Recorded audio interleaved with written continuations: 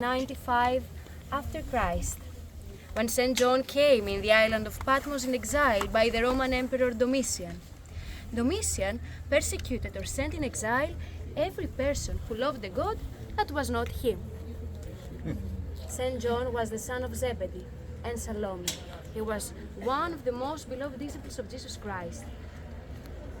He comes here in exile in the year 95 with his student Prochorus, and both of them lived in Scala, in the place where we've started our tour.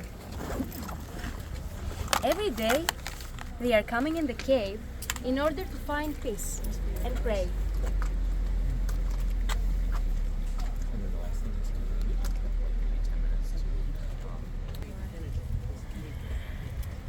We're coming in the cave in order to find peace and pray. One day, it was Sunday, as we know from the book of the Revelation, a thunderous voice like from a trumpet was heard. The cave split into three pieces, symbolizing the Holy Trinity, the Father, the Son, and the Holy Spirit. St. John was afraid and turned in order to see where this voice came from.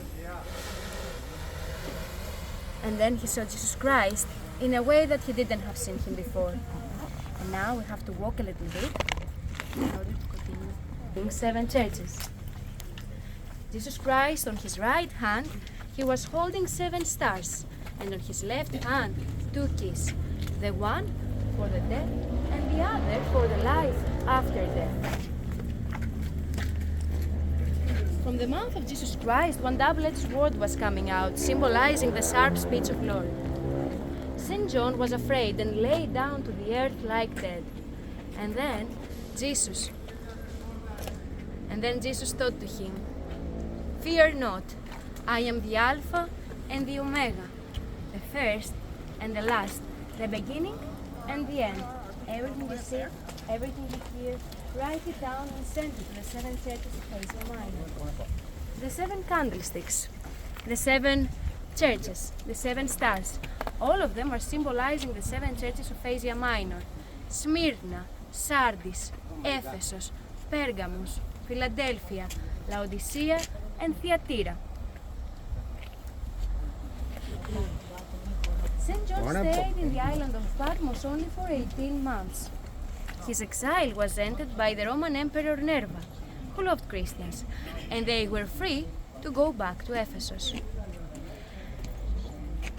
St. John and his student Prochorus started writing the book of the Revelation here in the island of Patmos, but they finished it and they made it perfect in Ephesus. And how could we know that? Because St. John writes, "I, John, was on the island of Patmos, and not I am." When St. John was on the island of Patmos, he was about 95 years old.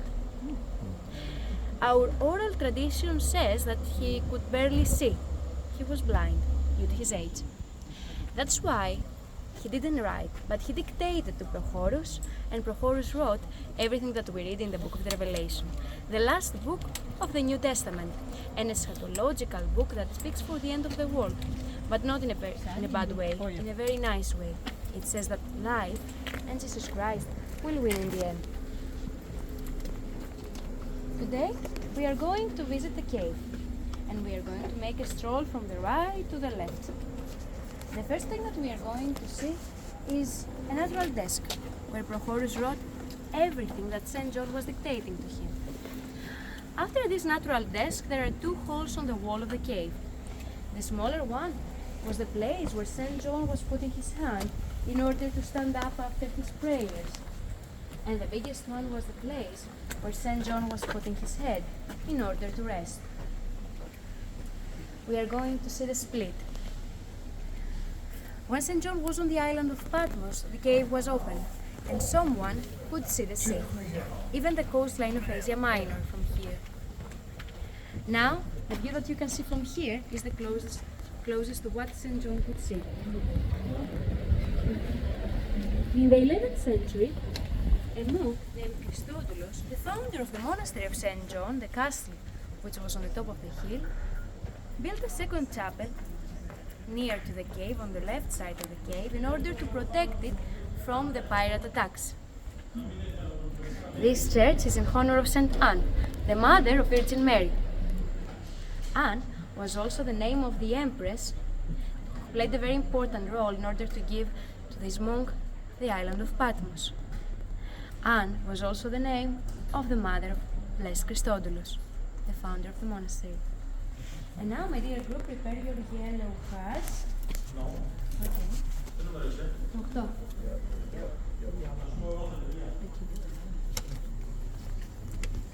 Before we enter, let me tell you what we are seeing above the entrance. We can see a cross. This cross is there in order to protect the building from the evil. And above this cross there is a mosaic. This mosaic is new.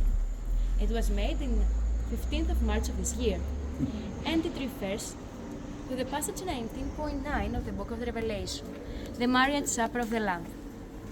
The title of this mosaic is The Triumph of the Lamb, and on the bottom writes, "Blessed are those who are invited to the marriage supper of the Lamb."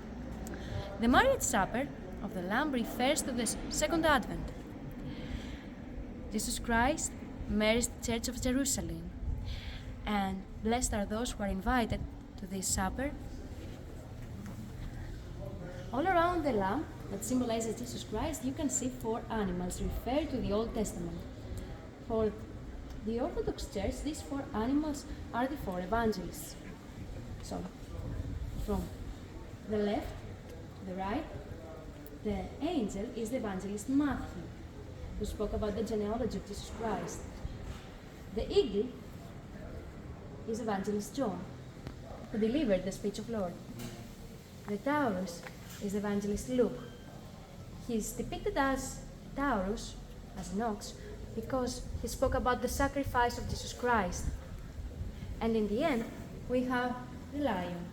The lion is the evangelist Mark, and he is depicted as a lion because he spoke about Jesus Christ as the king. Above the lamb is a dove that symbolizes the Holy Spirit. The 4 evangelists hold in their hands a book, which is their gospel. The building that you can see behind me and in front of you is the old Patmias school. Patmias was founded in 1713 by a monk named Makarios Kalogeras. Makarios took the decision to build an ecclesiastical school here in Patmos when Patmos and Greece were under the Ottoman occupation. This school was quickly known as the School of Nations because a lot of its students, but also a lot of its teachers, played a very important role in the Greek War of Independence in 1821. Amen. Perfect. And now we can enter. Please keep watching line on the right. Hello, the yellow card.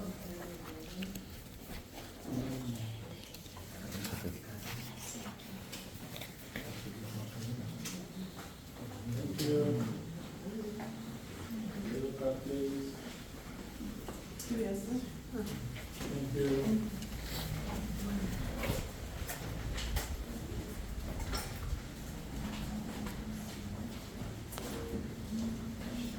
If you want, you can sit here. We are going to stand for a little bit.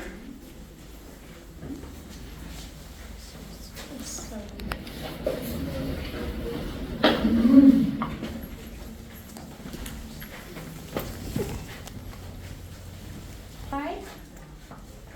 The old Patmias school. This school was destroyed by the Ottomans in the 19th century. And it was built again above the hill behind the trees in 1950s. The new building became the new Patmias School. And this building was restored, the building that we are now was restored in order to be service rooms for the cave. The place that we are now was the old dining room of Patmias. Here the kids were eating all together like monks. Till 6 years ago, only boys could come and study to this school. boys from all over the world. And here was their dining room. We have their oven and the place where they were making their dishes. The dorms of the kids were on the second floor of this building.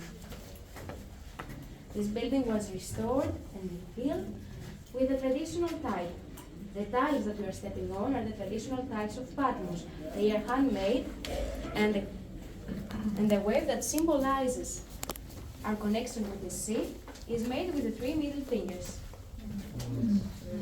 Also, the rooftop is made in a traditional way. It's wood, which is important because in Patmos we don't have wood, seaweed, and earth. They used to make their rooftops this way in order to moderate the climate inside of the house. And now we can go to the second room of this place.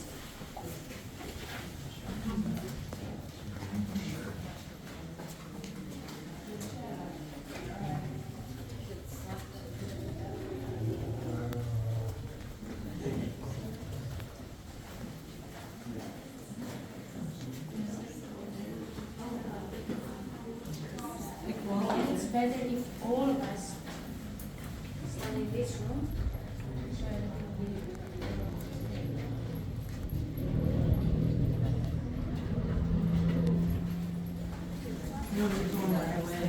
Years ago, the Greek government wanted to close Patmias because the number of the students was not enough. They accepted girls. And now this school, which is a secondary school with 3 extra lessons for those who want to follow priesthood, has 35 students in all the grades. A number small but enough in order to keep the tradition alive. In this room, we can see icons. In the Greek Orthodox churches, like those that we have in Patmos, we have icons and not statues. In Patmos, you can see a lot of icons depicting St. John. St. John is always depicted in a very old age, with very large forehead and beard white like snow. The iconographers do that in order to symbolize that he is a wise man. Also, St. John holds a book. So one could say that this book is the book of the Revelation, because we are before the cave. But no, this book is the Gospel. The iconographers do that in order to symbolize that St. John, who was on the island of Patmos, was the evangelist John, the one who wrote the Gospel and the 3 epistles. We have also an icon depicting the vision, right here, from the 17th century. That means that it's separated into 3 parts. The first part is the narthex, the place where you can find an icon depicting the saint in honor of whom is the church, and the candles. The candles have a symbolic meaning.